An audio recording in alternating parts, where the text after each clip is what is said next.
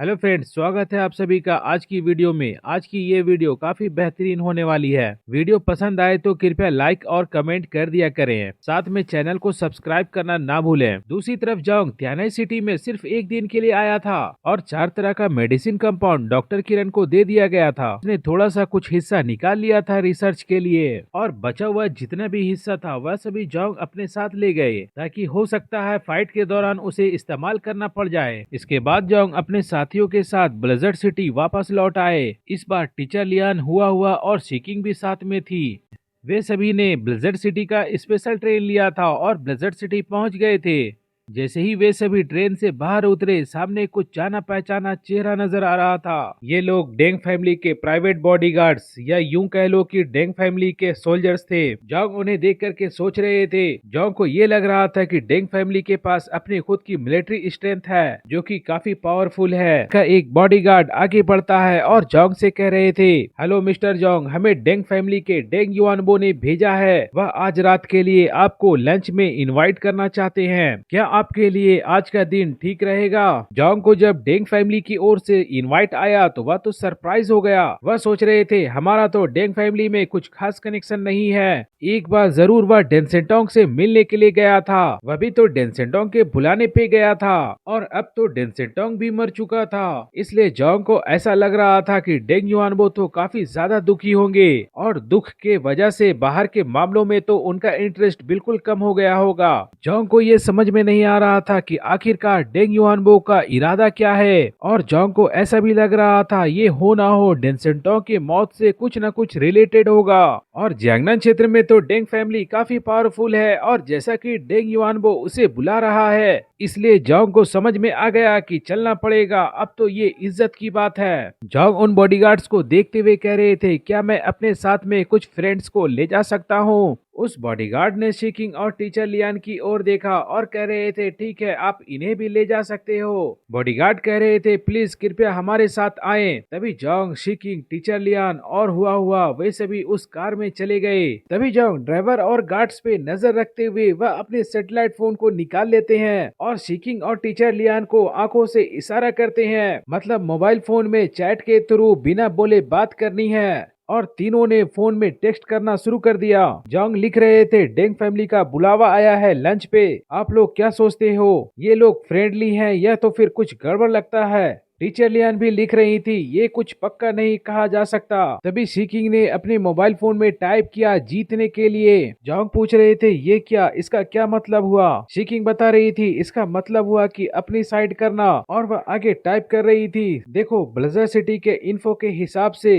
Top level fighters बहुत ही कम है। 6 investigation team के कैप्टन और कॉम्बैट डिपार्टमेंट का हेड तू युंगली और कमांडर झूजेंग का बॉडीगार्ड सन लक्सुआन, यही सब कुछ पावरफुल गिने चुने लोग हैं। और ब्लिज़र्ड सिटी का सिस्टम ऐसा है कि छुपा हुआ कोई बड़ा फाइटर्स भी नहीं है, और अगर होगा भी तो बहुत ही कम होगा। डेंग फैमिली पावर बैलेंस करने के लिए डेंसेटोंग के ऊपर काफी ज्यादा निर्भर थे। अब डेंसेटोंग मर गया है तो उसका असर तो डायरेक्ट डेंसेटोंग के फैमिली पे पड़ेगा। ऊपर से बॉर्डर आर्मी कैप्टन बियान जुनवो भी मारे जा चुके हैं, इसलिए ब्लिज़र्ड सिटी का पूरा पावर बैलेंस हिल चुका है। और डेंग फैमिली आपको टारगेट नहीं कर सकते क्योंकि उनसे उनका फायदा नहीं होगा। इसलिए मुझे ऐसा लगता है कि शायद वह आपको अपनी साइड करना चाहते हैं। जोंग को शिकिंग के विचार जानने के बाद उन्हें ऐसा लगा कि बात में कुछ दम तो है। जोंग लिख रहे थे, वह मुझे जीतना चाहता है, लेकिन मैं ब्लिज़र्ड सिटी के सत्ता में शामिल नहीं होना चाहता। मुझे सत्ता में कोई दिलचस्पी नहीं है। तभी शिकिंग कह रहे थे कि आप पहले दूसरे पक्ष के बारे में जान सकते हैं, लेकिन यह तो स्पष्ट बात है, डेंग फैमिली आपके साथ रिश्ता तोड़ना नहीं चाहेगा। भले ही आप मना करना चाहते हो, लेकिन बीच में थोड़ी सी गुंजाइश छोड़ देना ही बेहतर होता है। और जोंग को भी शिकिंग की बातें समझ में आ गई। कुछ देर बाद कार डेंग फैमिली के पास पहुंच गई और डेंग फैमिली का बंदा लियान चेन उन लोगों का वेलकम करने के लिए आए थे। वह कह रहा था, जोंग और आप दोनों महिलाओं को डेंग गार्डन में आपका स्वागत है। साहब ने आपके लिए स्पेशल लंच अरेंज किया है। तभी हुआ वह म्याऊ कहती है, अपनी आवाज निकालकर नाराजगी दिखाती है, जैसे कि खाने की बात हुई है और उसे छोड़ दिया गया है। लियांचेन थोड़ा हैरान रह गया, लेकिन वह तुरंत स्माइल करते हुए कह रहा था, माफ कीजिए, आपकी बिल्ली के लिए भी ख्याल रखा जाएगा।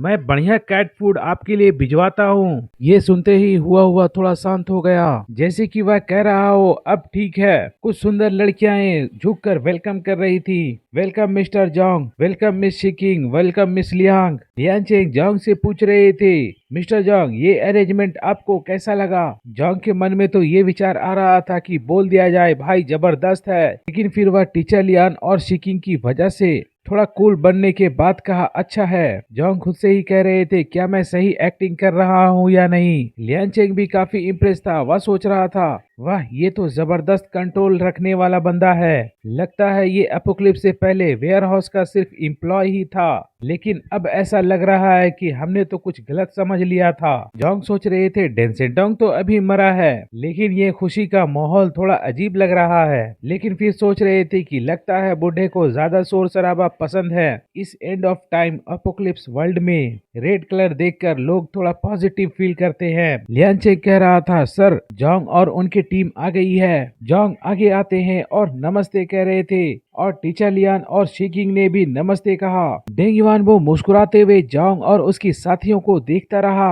और कह रहे थे, बहुत अच्छा, तुम लोग यहाँ आए, मुझे काफी बड़ी खुशी हुई है। चलो सबको बैठो आराम से, कोई फॉर्मेलिटी निभाने की जरूरत नहीं है। और वह कह रहे थे, जोंग, आप और हमारा भतीजा काफी वक्त साथ रहे थे, अगर तुम्हें कुछ ठीक रहे तो तुम डेंग अंकल मुझे कह सकते हो। जोंग थोड़ा सरप्राइज थे। वह सोच रहे थे, शुरू से ही यह बंदा इतना दोस्ती का हाथ बढ़ा रहा है। शिकिंग ने सही कहा था, ये बंदा तो सच में मुझे अपनी तरफ खींचना चाहता है। जोंग ने मुस्कुराते हुए कहा, बड़े बुजुर्ग बंदे की इज्जत करना कोई नुकसान वाली बात तो नहीं होती। अंकल डेंग। डेंग युआनबो के चेहरे पे खुशी थी। बहुत बढ़िया, तुमने मुझे अंकल कहा है तो खाली हाथ तो नहीं जाओगे। डेंग युआनबो ने साइड में सिग्नल दिया।